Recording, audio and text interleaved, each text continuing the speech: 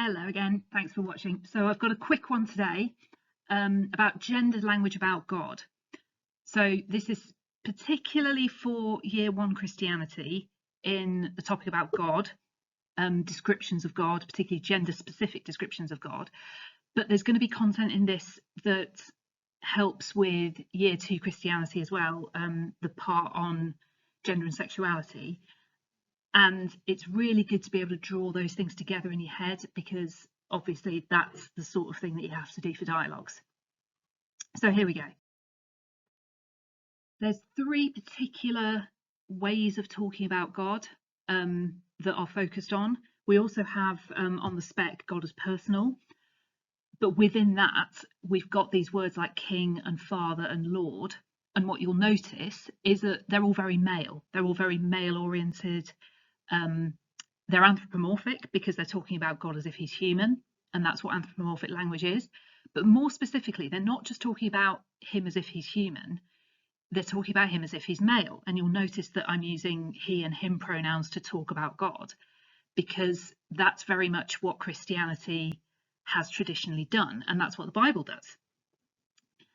Now, some Christians argue that this isn't a problem, but increasingly over the last couple of 100 years, some are starting to argue that it really is. So there is a debate about how big of a problem this is and why it is a problem. So we've got the argument that we shouldn't be trying to rewrite the Bible. Talking about God as male was the context in which the Bible was written.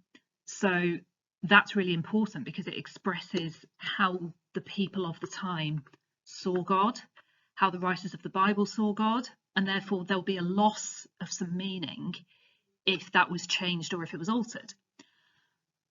That's one argument. The other side of it is that it's just better to be more inclusive, to talk about God in ways which are not gendered, because I think what many Christians will agree is that even though we use anthropomorphic language to talk about God, God isn't actually a person. God is God. So using slightly different human language to talk about God isn't really going to matter. And if it makes God more accessible and takes away some of the perhaps patriarchal stuff that surrounds God, that would be a good thing. So you can get translations of the Bible that have come out fairly recently where gender-specific references are changed. So God is seen as a parent rather than a father. God is seen as a monarch rather than a king. You get the idea. This brings us on to a little bit of feminist thinking. So again, in the last 200 years, since the development of what we call biblical criticism, which is reading the Bible in critical ways through lots of different lenses, sometimes we call that hermeneutics. Looking at the Bible through a feminist lens, people have started to ask quite big questions.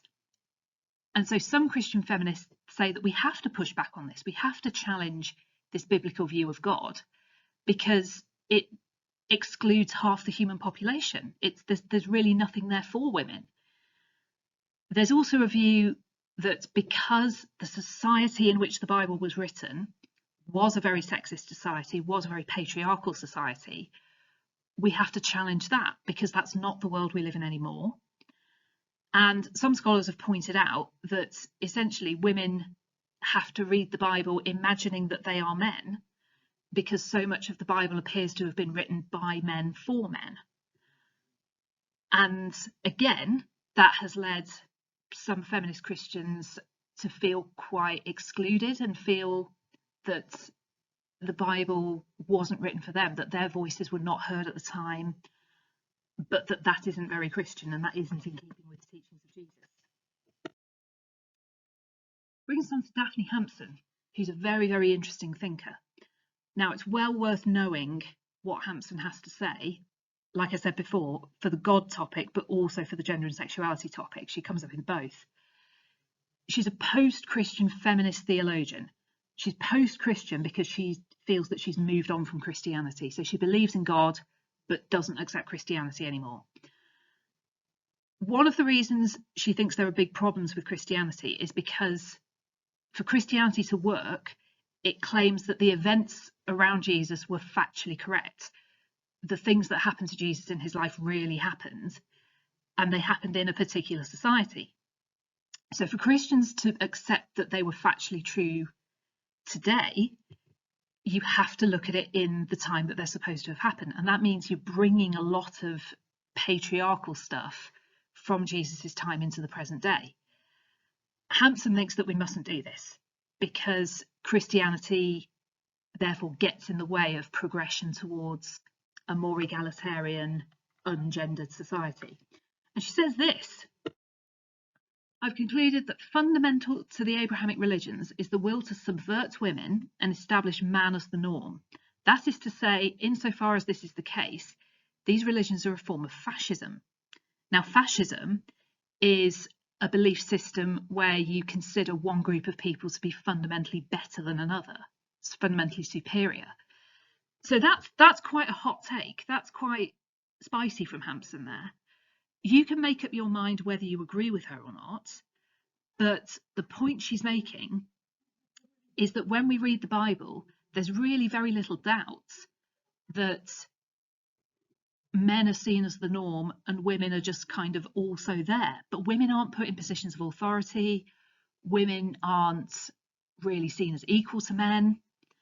When there are stories about women, they're doing very often kind of typical feminine things. Their femininity is celebrated. There are some exceptions to that in the Bible, obviously, but Hampson's arguing that being male and being powerful is very normalized. It doesn't really occur to the biblical writers that women can be powerful, and therefore she sees this as a big problem. Was Jesus a feminist? It depends who you ask. So on the one hand, he also uses this gendered language about God. He refers to God as his father, never as his mother. Now you might think, well, why would he? Because his mother is clearly Mary. But it's very clear that from the Gospels that he holds God in this kind of male parent, in this father figure in his life. That's important to the story. Is it important in other ways? Maybe. You need to decide. There's lots of instances of Jesus being kind to women in the same way as he's kind to men. He's kind to everyone. That's kind of his thing. But there's nothing really to indicate that he sees them as equal in authority or equal in status to men. And he appoints 12 male disciples. Now, when you look at that, how that has played out in terms of the apostolic succession and how churches today see the authority of women, that's massively important. Now, did he do it because he genuinely thought men would be better at that job? Or did he do it because the society of the time, it just didn't really occur to anyone to put women in roles like that? And then Jesus himself, his portrayal as the son of the Father, so this very much focus on Jesus as a man, only adds to this impression of maleness that exists around God. It kind of doubles down on it. Rosemary Ruther, who again you'll meet in Year 2 Christianity and feminist thinking, she thinks that it's better to see Christ as androgynous, which means having kind of male and female characteristics. She almost argues that it's more important to see Jesus as a human than as a man. Again, not everybody agrees, but you can mull that over for yourselves.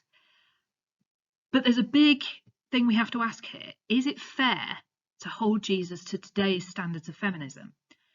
He lived in a very, very different society than we live in.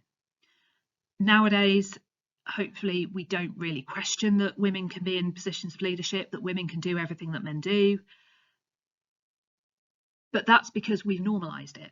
It was not normalised in Jesus' time. And you could make the argument that if he had held women up as authority figures, if he had had women as disciples, he wouldn't have been taken seriously. And he needed to be taken seriously in order to do his ministry. So that's a debate we can have. We can't know. But again, you can think about it for yourself. Can this problem be solved? The short answer is no, but it's a very interesting problem to explore.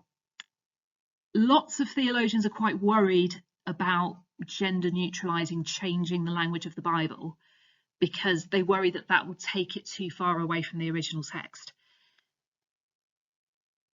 A better approach might be to accept that it's of its time, accept that it was written in a patriarchal society, and seek to apply the meaning of the text in a modern context. So to give you an example,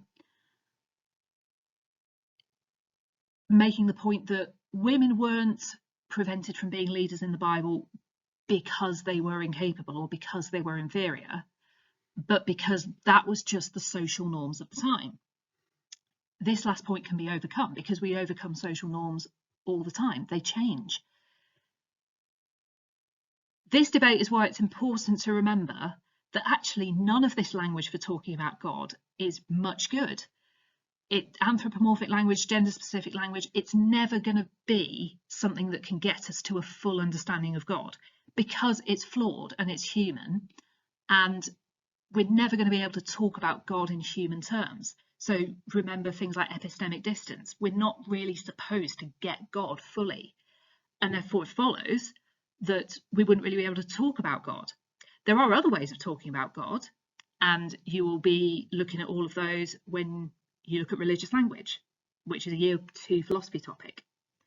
So the I'll leave you with today is, this is a little essay plan that I did to kind of plan out what I would do if I was trying to write this essay. 15 marks. The use of anthropomorphic language helps Christians to understand the nature of God. So it's an AO2, and with AO2, the first thing I would always do is suss out what are the two sides of the arguments.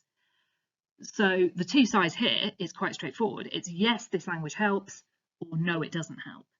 So I've put just a couple of points on each side that I would unpack, and I would critique those points. I would think about which one do I agree with the most and why?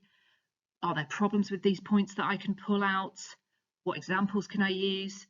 And then, having written those paragraphs, I would conclude, and remember, a conclusion is super important for an AO2, 15 marks. I would conclude making it clear which side of the argument I find most convincing and why. So that's it for today. Hope you've enjoyed that. Like the video, subscribe to the channel, tell your friends, share the love, and I'll see you soon.